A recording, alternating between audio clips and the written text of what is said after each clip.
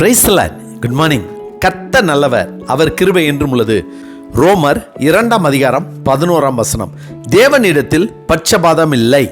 ரோமர் 2 அதிகாரம் 11 வசனம். சர்வ வல்லமை உள்ள சேனைகளின் தேவனாகிய கர்த்தர் பூமியில் உள்ள யாவரையும் நேசிக்கிறார், அன்பு கூறுகிறார்.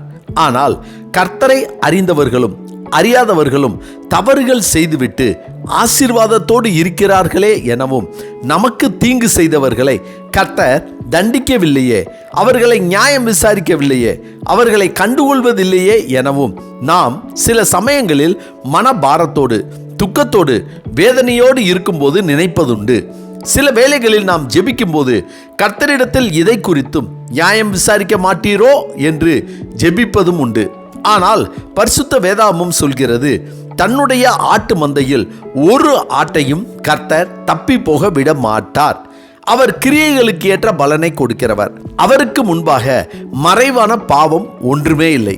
தீங்குக்கு மனஸ்தாபப்படுகிறவர், நியாயம் விசாரிக்கிறவர், மிகுந்த இரக்கமுடையவர், பட்சபாதம் இல்லாதவர் என்று கர்த்தர் ஒவ்வொருவருக்கும் ஏற்ற காலத்தில் ஏற்ற நேரத்தில் நீதி செய்வார். ஆம், மோசே சீனாய் மலையில் கர்த்தரோடு பேசிவிட்டு தனது ஜனங்கள் முன்பாக பேசுகையில், உங்கள் தேவனாகிய கர்த்தர் தேவாதி தேவனும் கர்த்தாதி கர்த்தரும் மகத்துவமும் வல்லமையும் பயங்கரமுமான தேவனாய் இருக்கிறார். அவர் பட்சபாதம் பண்ணுகிறவரும் அல்ல, பரிதானம் வாங்குகிறவரும் அல்ல என்றார். கொர்நேலியோ வீட்டில் பேதுரு பேச தொடங்கும் போதே தேவன் பட்சபாதம் உள்ளவர் அல்ல என்றார்.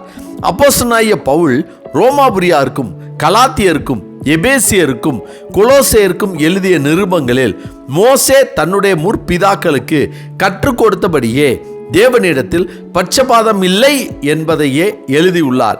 அன்றியும் பட்சபாதம் இல்லாமல் அவனவனுடைய கிரியைகளின்படி நியாயம் தீர்க்கிறவரை நீங்கள் பிதாவாக தொழுது கொண்டு வருகிறீர்கள் என்றும் பேதுரு சொல்கிறார். யோசேப்பை அடித்து குழியில் போட்ட சகோதரர்களையும் கர்த்தர் யோசேப்பின் தயவில் பஞ்சத்தில் பட்டினி இல்லாமல் ஆசீர்வாதமாய் நடத்தினார். தேவனிடத்தில் இருக்கிற பட்சபாதம் இல்லாமை அவருடைய பிள்ளைகளாகிய நமக்குள்ளும் இருக்க வேண்டும். கர்த்தரே அதை நமக்கு தருவார். ஏனென்றால் இந்த பட்சபாதம் பார்க்கிற குணம் எங்கிருந்து வருகிறது என்றால் நம்முடைய ஞான குறைவினால் வருகிறது, பொறாமையினால் வருகிறது. கர்த்தருடைய பிள்ளைகளாகிய நமக்கு கர்த்தர் விசேஷித்த ஞானத்தை தருவார். இந்த ஞானமே பட்சபாதம் இல்லாத குணத்தை நமக்கு தரும். இதைத்தான் யாக்கோபு பரத்திலிருந்து வருகிற ஞானமோ, அதாவது தேவன் நமக்கு கொடுக்கிற ஞானம் முதலாவது சுத்தம் உள்ளதாயும், பின்பு சமாதானமும் சாந்தமும் இணக்கம் உள்ளதாகவும், இரக்கத்தாலும் நற்கிரியைகளாலும் நிறைந்ததாயும், பட்சபாதம் இல்லாததாயும் மாயமற்றதாயும் இருக்கும் என்கிறார்.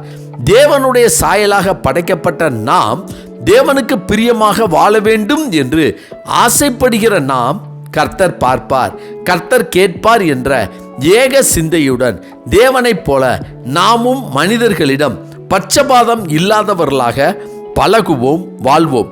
கர்த்தர் தாமே நம்மை அவருடைய நீதியின் வலதுகரத்தினாலே தாங்கி ஆசீர்வதிப்பார். அம்மேன். ஜெபிப்போமா.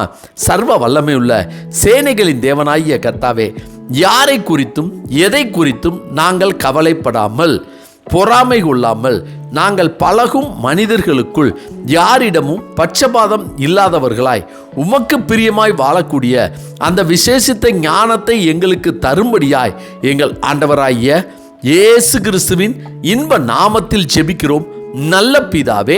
ஆமேன், ஆமேன். கர்த்தர் நல்லவர், அவர் கிருபை இன்று முழுவதும் நம்மோடு கூட இருப்பதாக. அம்மேன்.